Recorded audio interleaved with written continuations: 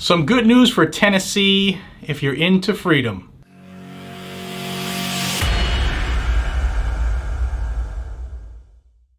Hey everybody, welcome back to Guns and Gadgets, your premier source for Second Amendment news. Hope you can see me with all this multicam. I just realized I was wearing all this in the monitor. Whatever, let's roll with it. I just wanted to start out today with some good news. It's very rare we get good news lately related to the Second Amendment, but here I am hoping to make you smile, especially if you live in Tennessee. Tennessee, I'm looking at two states basically. It's Tennessee and Florida, where the future home of the Guns and Gadgets headquarters would be, and they're fighting tooth and nail. Florida, get on the constitutional carry horse, because that's what we're talking about today. Tennessee, your constitutional carry bill made it through the Senate, the state Senate, 2 weeks ago, and last night at about a little after 7 o'clock p.m., it made it through the House with a vote of 64 to 29. It is going to the governor as we speak, and if you're in Tennessee, you already know this, it is Governor Lee's legislation, so he's going to sign it. And Tennessee is about to become the 19th state in the union to put forth some type of constitutional carry or permitless carry bill.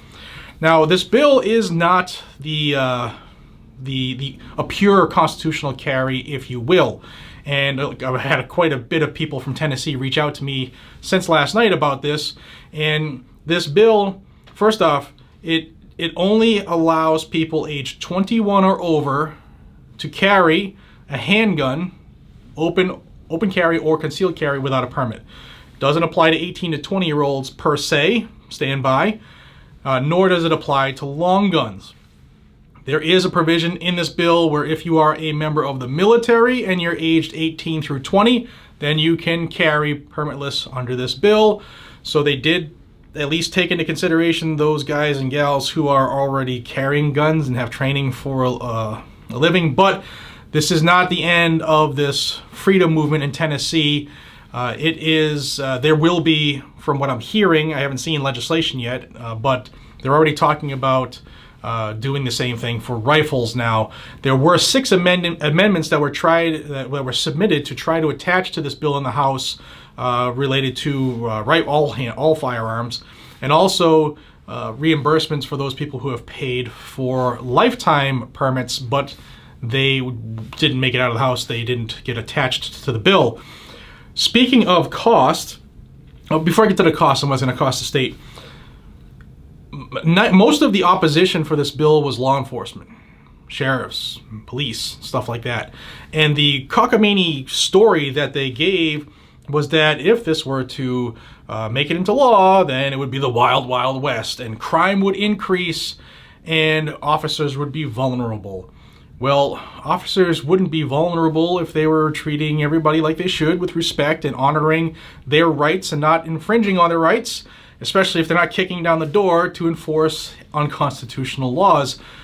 Also, related to the crime aspect, there's a provision in this bill that will soon be law that if someone steals a firearm, larceny of a firearm has been increased, the penalties have been increased. It's no longer a misdemeanor, which requires 30 days mandatory in jail. It is now a felony, which requires 6 months mandatory in jail. So they did address that part of it, where people thought that, guns were going to start getting stolen like crazy. So I mentioned I would talk about the cost impact, and the governor has worked up that this should cost the state of Tennessee about $20 million a year in lost revenue for permits. The governor is guessing that the permit requests will drop by 20%.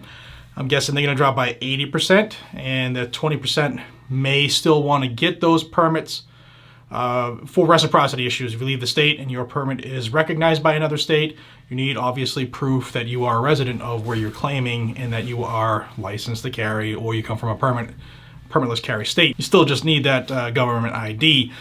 So congratulations, Tennessee. Good job on those folks. Good on you that have called their state reps and state senators to push this through. Last step is the governor's office. I'll leave a number down below of how to get a hold of the governor's office. It is his legislation. He's going to sign it. And once he does, this will take effect on July 1st, 2021. So I can't wait to make my way to Tennessee, hopefully sooner than later. Wink, wink.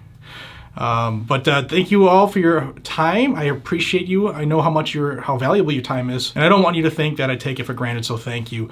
If you want to stay in the know, you want to know when this is signed by the governor, then you're going to want to subscribe to Guns and Gadgets. This is your premier source for Second Amendment news, good, bad, ugly, or indifferent. No matter where it happens in this great land, you'll see it here daily. And until we see each other again, be safe, stay vigilant, carry a weapon, and I'll see you on the next one. Good job, Tennessee.